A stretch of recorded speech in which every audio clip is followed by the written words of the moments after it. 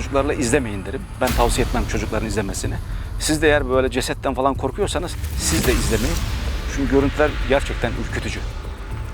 Ayağım bastığım yerde ağız var. Adamın ağzına basmışız yani.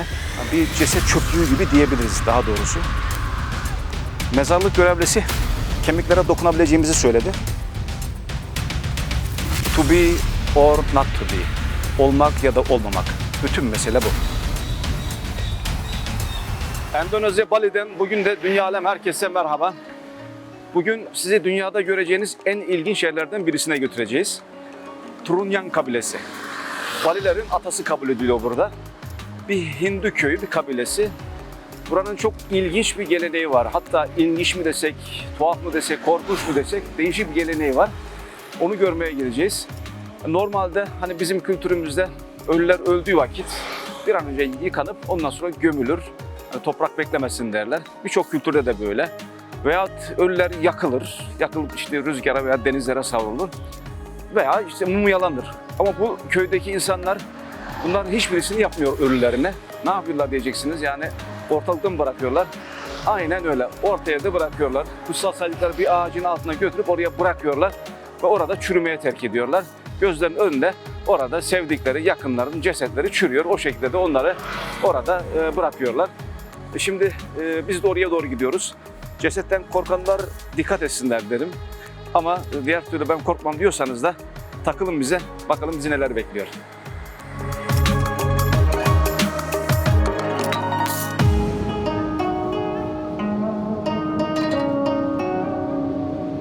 Yine yağmur başladı. Endonezya'da yağmurun ne zaman yağacağı belli değil. Muson yağmurları her an yağabilir gün içerisinde. Yanımıza şemsiye de almadık. İnşallah ıslanmayız.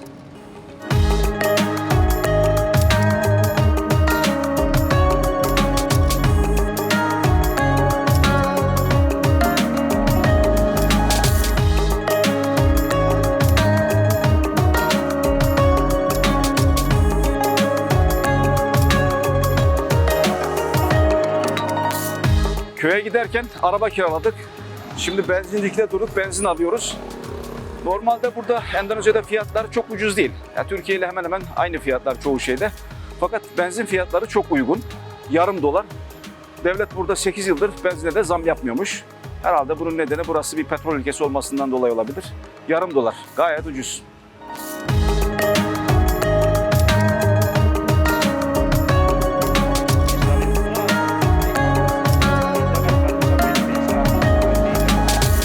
Köye yaklaştık, biraz yolumuzu şaşırdık. Sorduk yolu, şimdi sağ olsunlar yani bize eşlik ediyorlar motorla şimdi. Biz de onu takip ediyoruz. Yani bayağı yardımsever insanlar. Bu arada ilginç bir şey öğrendik.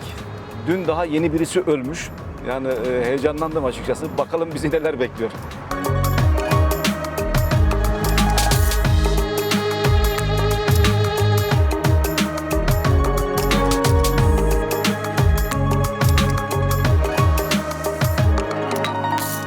Bayağı zorlu yollardan geçerek Terunyan köyüne vardık.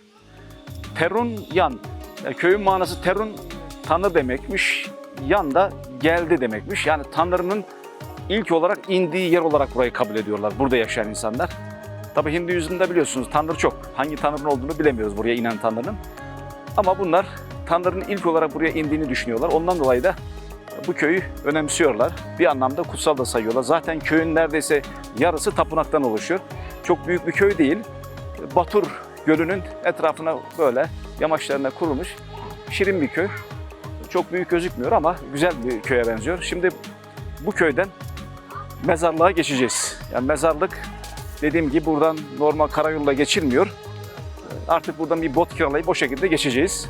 Bakalım ne olacak. Az önce dediğim gibi dün daha birisi ölmüş. Fakat ya bu ölen herkesi oraya gömüyorlar manasına gelmiyor.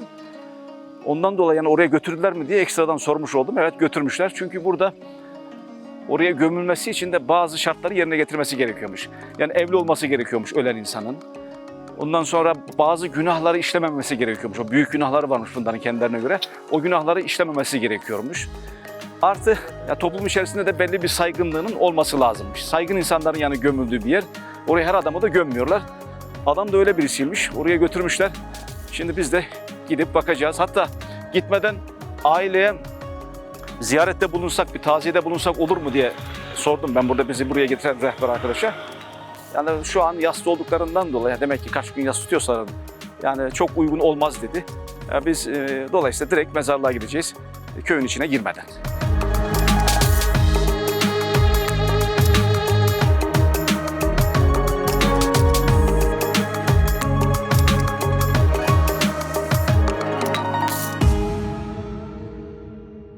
Köy fakir bir köy. Yani balıkçılıkla geçiniyormuş buradaki insanlar.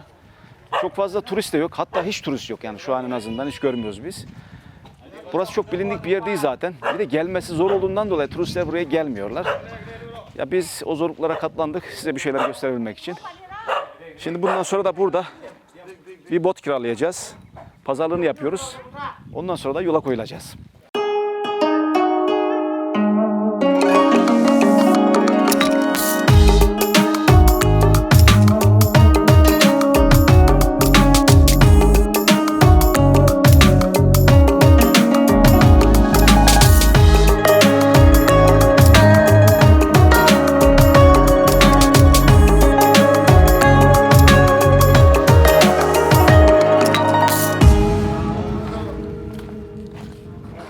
Tekneyi kiraladık.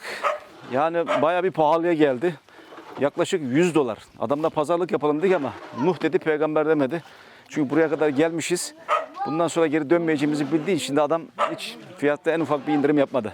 Biz de artık mecburen tutmak zorunda kaldık. Motor güvenli bir motora benziyor ama yine de biz can yeleğimizi giyelim. Önlemimizi almış olalım.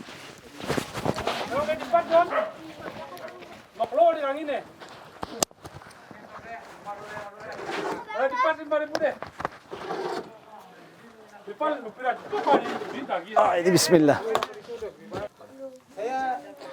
Çok fazla turist de gelmediği için çocukların hepsi ilgi gösteriyorlar.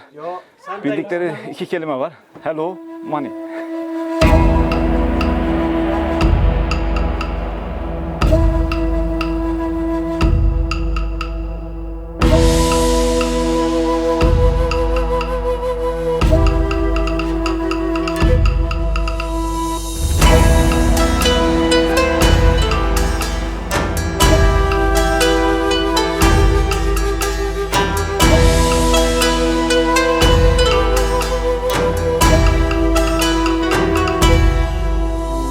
Batur Gölü üzerinde yolculuğumuz başladı.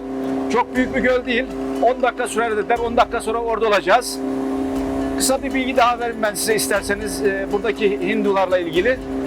Buradaki Hinduizmle Hindistan'daki biraz farklı. Orada biliyorsunuz cesetleri normalde yakıyorlar. Ama burada yakmıyorlar. Bu şekilde biraz sonra göreceğimiz şekilde çürümeye terk ediliyor. Normalde Endonezya'da 5 tane büyük din var. Müslümanlık, Hristiyanlık, Ortodoksluk, Hinduizm ve Budizm. Ya bunlardan birisine insanlar bir noktada inanmak zorunda bırakılıyor. Çünkü neye inanırsa inansın insanlar, taşla toprağa herhangi bir şeye inansalar bile bunların 5'inden birisini kabul etmek zorundalar. Yoksa diğer türlü kimlikleri olmuyor, evlenemiyorlar da. O yüzden bu şekilde farklı inançların yanında bu 5 dinden birisini de kabul etmek zorundalar. Çok sayıda inanç var, 300'den fazla inanç var bu topraklarda. Şimdi onlardan bir tanesi de bu köyde yaşayanlar.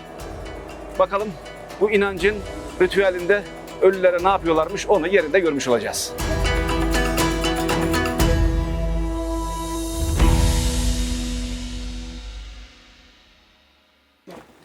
Geldik mi? Ya bize 10 dakika dediler. Hani 10 dakikalık mesafe yine bir yol diye düşünüyorduk. 2 dakikada getirdiler. Yani geldiğimiz yolda toplasanız yani 700-800 metrelik bir yol. Bu kadar yola $100 para aldılar. Gerçekten öpüldük. Yani bu şekilde bunu da burada ayrıntılı olarak söylemiş olayım. Kötü bu duygu yani.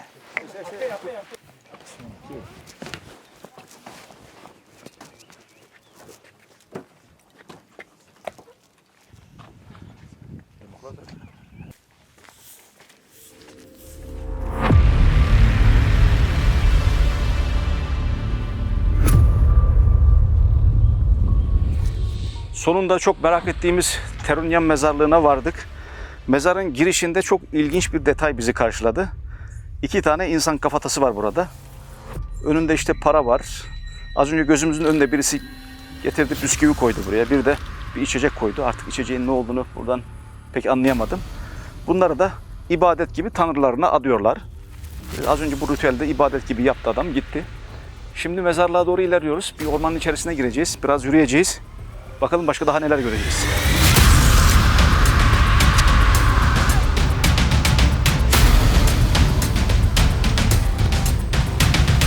Mezarın içerisinde yolda yürürken ortalık gerçekten pis. Ne ararsanız var yani. Diş fırçası var, diş macunu var, kaşık var, tabak var, şampuan var.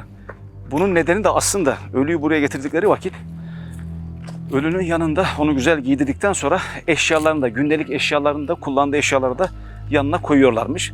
Daha sonra tabii böyle o kadar fazla birikince de kenarlara bu şekilde yığmışlar. Şimdi ölülerin olduğu yere geldik. İlginç. Vallahi buradalar.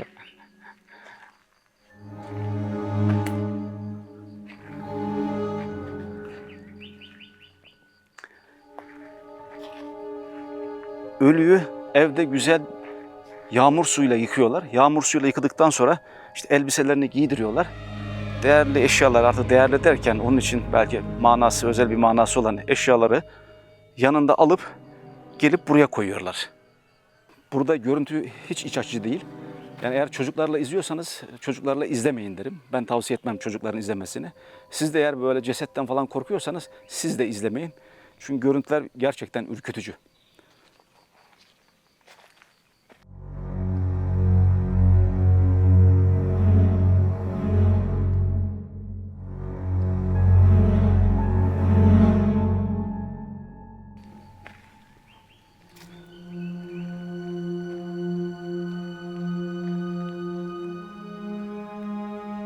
Mezarlıkta yeni cesetler olduğu gibi eski cesetler de var.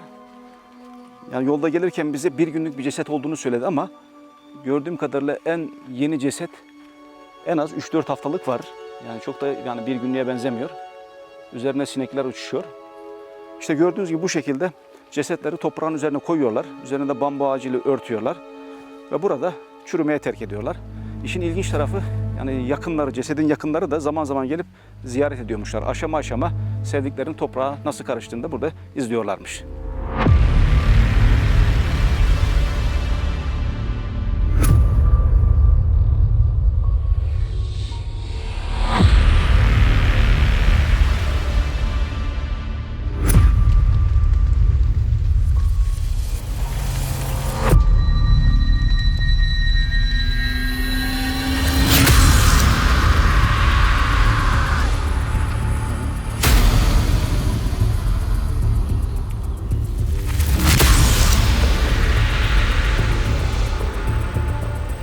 Bir, iki, üç, dört, beş, altı, yedi, sekiz, dokuz, 10, 11.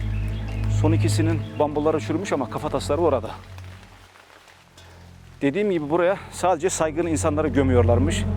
Ağız alışkanlığı yani gömüyor değil de buraya koyuyorlarmış. Yani evli olması gerekiyormuş. Toplumda önemli bir şey yapıp kendini ispat etmiş birisi olması gerekiyormuş. Aynı zamanda bunların kendilerine göre büyük günah olarak kabul ettiği şeyler var. Onları da işlememesi gerekiyormuş buraya defnedilmesi için. Fakat yani bana çok böyle saygın bir görüntü gelmedi bu. Tam tersi.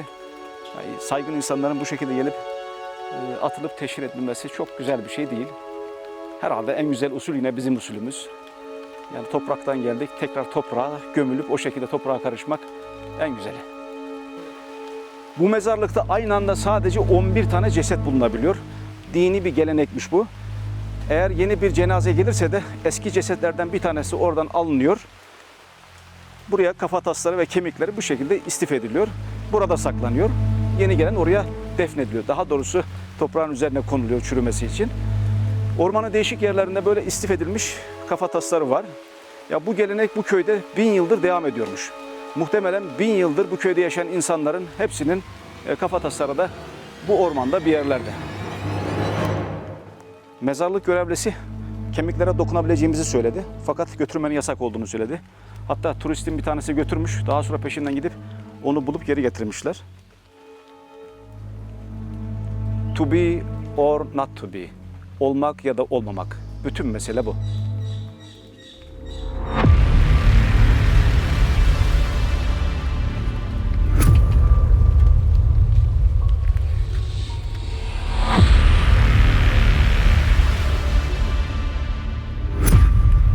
Yerlere para dolu. Madeni para olsun, kağıt para olsun, her taraf para.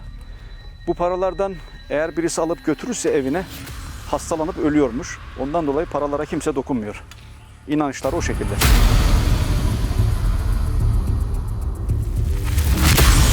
Ayağım bastığım yerde ağız var. Adamın ağzına basmışız yani. Burada bir sürü ceset yığını var. Yani bütün kemikleri görebiliyorsunuz. Bir ceset çöplüğü gibi diyebiliriz daha doğrusu.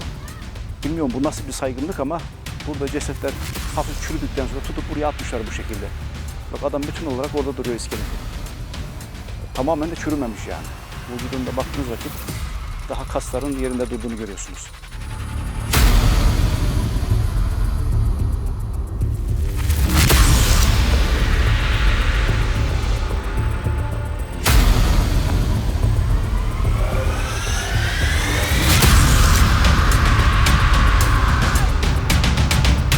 Vallahi beni en çok etkileyen yer burası. Bildiğiniz ceset çöplüğü yapmışlar. Yani cesetler orada gördüğünüz gibi tutup buraya atmışlar. Yani o manzarayı bu cesedin yani bir yakınları görmüş olsa herhalde ya bunlar rahatsız oldular diye düşünüyorum ben. Çok saygın bir şey değil.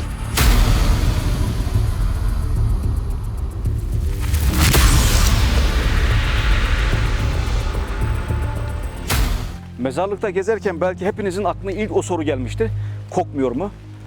İlginç, gerçekten mezarlık kokmuyor. Fakat bu kokmamasının nedeni de bu ağaca bağlıyorlar. Ya bu ağaç onlar için kutsal bir ağaç ve buradaki cesetlerin kokusunu aldığına inanıyorlar. Güzel bir koku salıp o cesetlerin kokusunu aldığına inanıyorlar ve buradaki cesetler gerçekten yani kokmuyormuş, öyle diyorlar. Şu an biz de bir koku almıyoruz. Artık cesetlerin kokusu geçtiğinden dolayı mı onu da bilemiyorum ama şu an için burada herhangi bir ceset kokusu, bir ölü kokusu yoktur. Onun da nedeninin bu ağaç olduğunu söylüyorlar. Buradaki Hindulara göre kutsal olan bu ağacın ismi de Turumenyan'mış. Yani güzel kokan ağaç manasında. Turumenyan.